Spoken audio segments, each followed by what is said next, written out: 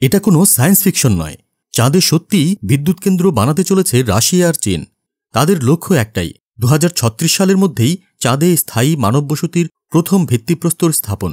এ যেন এক নতুন মহাকাশ যুগের শুরু, যেখানে শুধু পৃথিবীর নয়, চাঁদের ওপরও শুরু হয়েছে সুপার পাওয়ারদের আধিপত্যের লড়াই। সোমবার মহাকাশ ভিত্তিক আন্তর্জাতিক সংবাদ মাধ্যম space.com জানায়, চাঁদের দক্ষিণ মেরুতে একটি যৌথ বিদ্যুৎ কেন্দ্র স্থাপনের আনুষ্ঠানিক চুক্তি স্বাক্ষর করেছে রাশিয়া ও চীন। তাদের পরিকল্পনা 2036 সালের মধ্যেই নির্মাণ শেষ হবে সম্পূর্ণ রোবোটিক ও স্বয়ংক্রিয় প্রযুক্তির মাধ্যমে। রাশিয়ার মহাকাশ সংস্থা রোসকসমস এর প্রধান ইউরি বরিসভ আগেই জানিয়েছিলেন, আমরা চাঁদে এমন এক গবেষণাগার তৈরি করতে চাই যেখানে হবে চন্দ্রপৃষ্ঠের গভীর গবেষণা। ভবিষ্যতের লক্ষ্য সেখানে মানুষের স্থায়ী বসবাস, আর এই গবেষণার শক্তি যোগাবে বিদ্যুৎ কেন্দ্রটি। এই চুক্তির পেছনে নাকি আরেকটি বিশেষ ঘটনা। সম্প্রতি নাসা তাদের 2026 সালের বাজেট পরিকল্পনা প্রকাশ করেছে, আর তার ঠিক পরেই এমন উচ্চাভিলাষী চুক্তি চূড়ান্ত করল রাশিয়া ও চীন।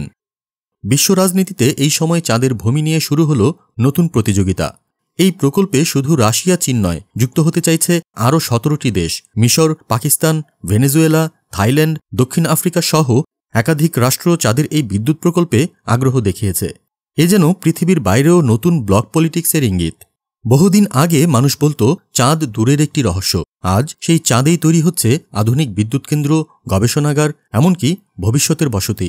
মানুষের অদম্য অভিযাত্রা কি তবে চাঁদের গাঢ় আধারে এক নতুন সকাল আনবে, নাকি এই মহাকাশ অভিযানই ডেকে আনবে বিশ্ব রাজনীতির নতুন এক উত্তপ্ত অধ্যায়?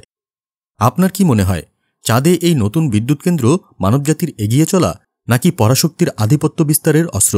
কমেন্টে জানাতে ভুলবেন না। এই ভিডিওটি ভালো লাগলে লাইক দিন, শেয়ার করুন, আর এমনই আরেকটি বিশ্লেষণ নিয়ে আবারও হাজির হব।